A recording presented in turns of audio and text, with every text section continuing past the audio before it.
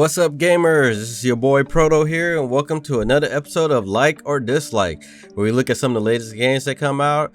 I give you a brief overview of the story, tell you about the game itself after putting some time into it, and just giving my thoughts and doing the pros and cons at the very end to help you decide if you want to look into the game. So today we are looking at Outriders.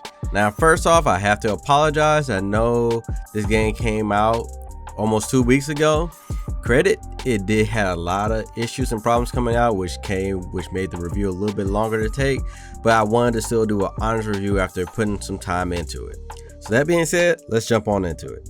Now, Outriders is a third-person looter shooter with some RPG elements mixed in. Humans have dried up the resources on Earth and have to find a new planet to make home.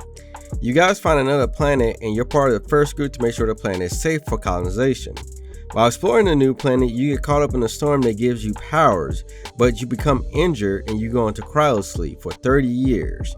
Now, you're suddenly awakened and now there's a civil war going on, while the inhabitants are now trapped in a certain area on the planet because of the storm.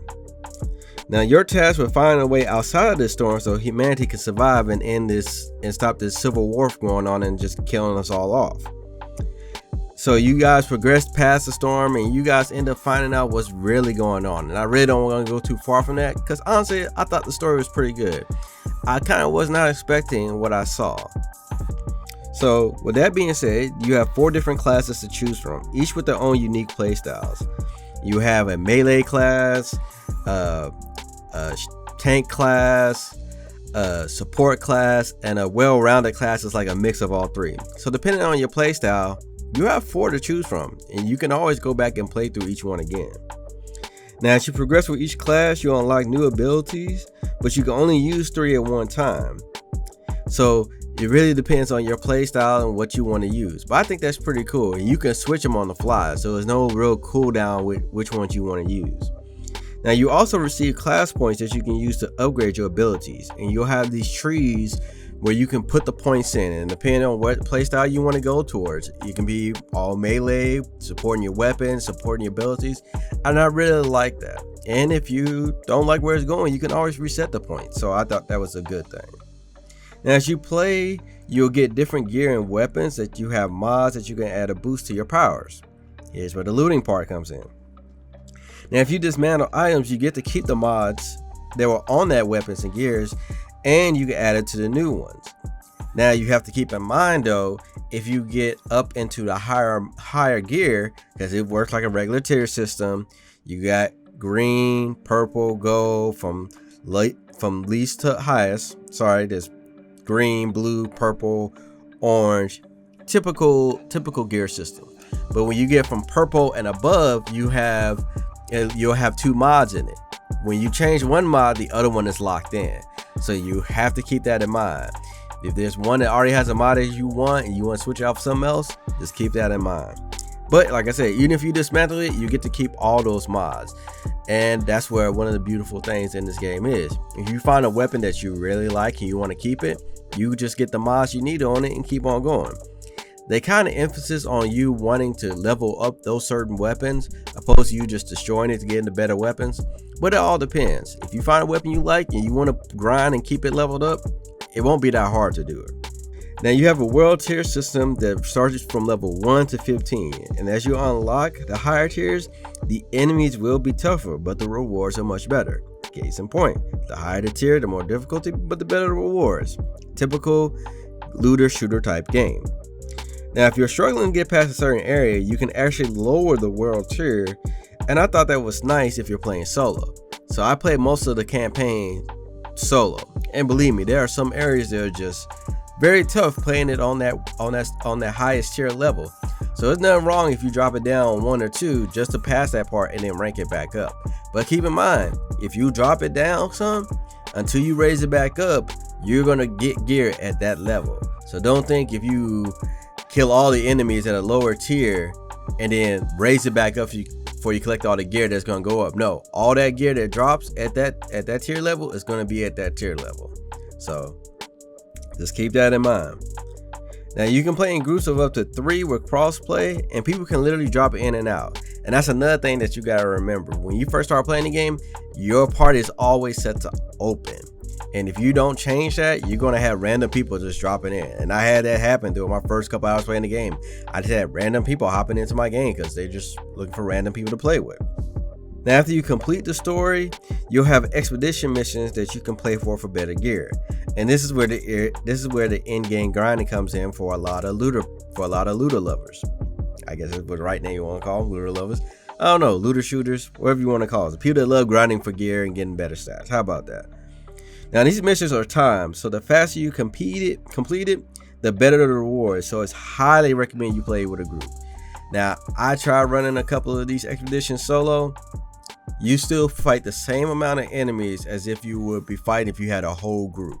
So, and the thing is, you could take them all down if you're doing it solo, but it's a time event. So you want to get done with it as fast as possible to get the better gear. You could play through the whole expedition by yourself, but you're going to get the lowest gear because you're going to be taking time grinding, fighting, defending. Opposed to you having a team, you guys can run through it very fast, and that's the whole point of it. Now, graphics wise, the game looks very well in detail, but it does have its bugs, and this is going to be the downfall. I'm not going to say the downfall of the game, but this is the part that people will want to pay attention to. Like I said, the game does have bugs, and it did crash on me several times while I was playing through on it. And as you guys see, all this gameplay is coming from the Xbox One X, and I just had random crashes from time to time. The game, if you played through the first weekend when it first came out, you know how bad the servers were. But after that weekend, servers were constant. Now, I will keep in mind that once you get past the story and you're trying to do expeditions, it was a little bit tough trying to matchmake to find people to play with. If my friends weren't online, I was trying to find random people. It would say to find a group, but I couldn't connect to it. So I know that's an issue that they're still trying to resolve. But you deal with that. An annoying thing to me was you had cutscenes for every door that you enter. Every time you go through a door, it's like a small mini cutscene. I didn't think that was necessary. I kept thinking that broke the atmosphere of the game, especially you got into it. But those are some of the things you'll have to deal with and you have to worry about. And I had to take that into consideration and factor. Those things, the game just randomly crashing, especially if you're in a big fight, you about to pick up a lot of great gear and the game crashes. Now, the good thing is, depending on where you was in the game, it will save your progress, but all that gear you just lost, especially if you was grinding for some good gear. I've had expedition matches where the game just crashes on me and I can't get back with that team. So, but let's keep that in mind. But that's pretty much the review. That being said, let's jump into the pros versus the cons. It started off with the pros. The first thing we're going to look at is the combat and the powers.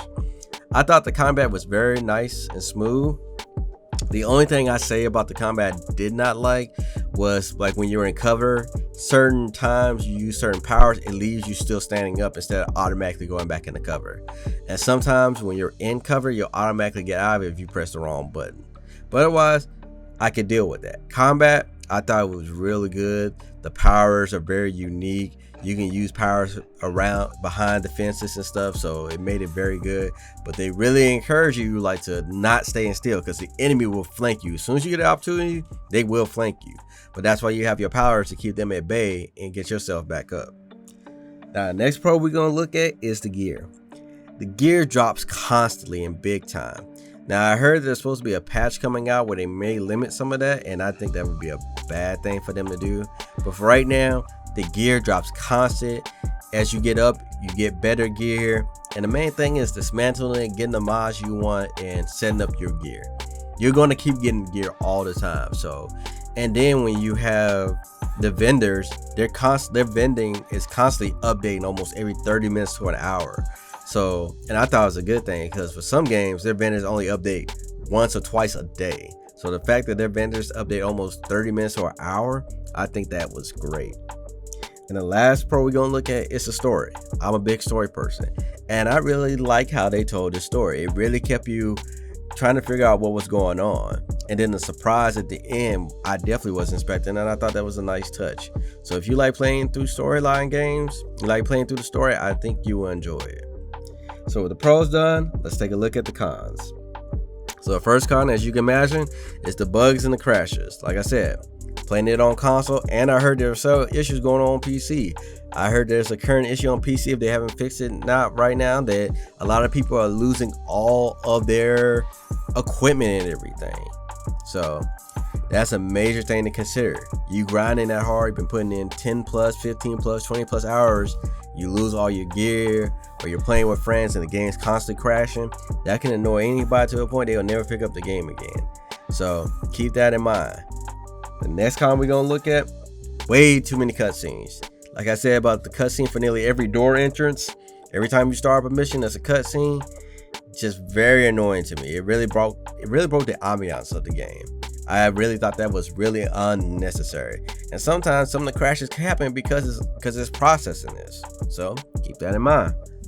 And the last con we're gonna look at is the matchmaking. Now I know they've been trying to fix on this, so I'm not gonna harp on it too much, but it is an issue, especially after you completed the storyline and you're doing expeditions. Like I said, if you're trying to get the best gear, you're going to have to play with other people. So you're going to have to either play with your friends or you're going to have to matchmake with random people. Now, when I got good matches and had consistent people, oh, we ran through expeditions, no problem. Finish the expedition in 15 minutes, 20 minutes tops. But then you lose connection, gone.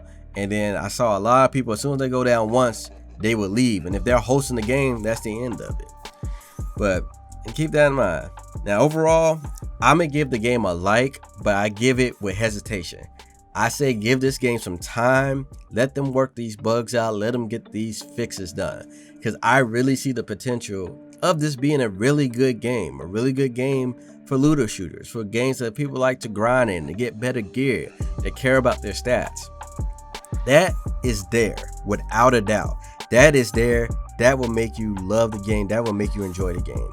But these little bugs, these constant crashes, the server issues, that will push gamers away.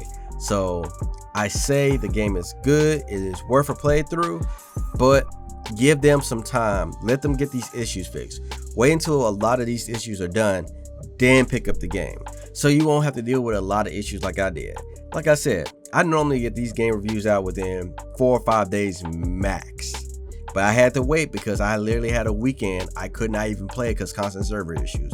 And then when the servers are finally back up, I had other things to take care of. So, but that's all I'm gonna say on it. Those are my thoughts about it. Let me know how you guys feel in the comments. If you've been playing the game, I definitely want to hear your thoughts on it. I want to hear both the good and bad things about it. What are some issues you've been dealing with? What do you like about the game? Which classes are you guys running with? I've been running the Pyromancer mostly, but I plan on putting some love into my Techomancer, and I definitely want to try out this Trickster class. I'm not big on melees, but just seeing how the Trickster performs definitely caught my eye. But let me know how you guys feel in the comments below. If you enjoyed the video, definitely hit that like button. Sorry if this one was a little bit lengthy. I had a lot to say about this one. But if you enjoyed, hit that like. I do reviews on a bunch of other games. Check them out sometime. If you haven't already subscribed, make sure you hit that subscribe button. I talk about stuff going on in the gaming and tech world. I do reviews on some of the latest games to check this out. I do top 10 new games coming out every month and so much more. Make sure to follow me on social media pages. If you want to hit me up on Twitter, DM me. We can talk about video games. I warn you, I will talk your head off because I love talking about games. You can check out our Facebook page, check out our Instagram, see things that we got going on and doing. You can catch me streaming on Twitch. I stream every Monday, Wednesday, and Saturday, playing a variety of games, playing AAA games, playing PC games, playing indie games, and now VR games as well. Been doing a lot of VR streaming, so definitely check that out. I love talking to people while I'm playing games. I love showing people games they may have never seen or interested in. But that's going to be the end of this video. This is Proto. I'll catch you guys later.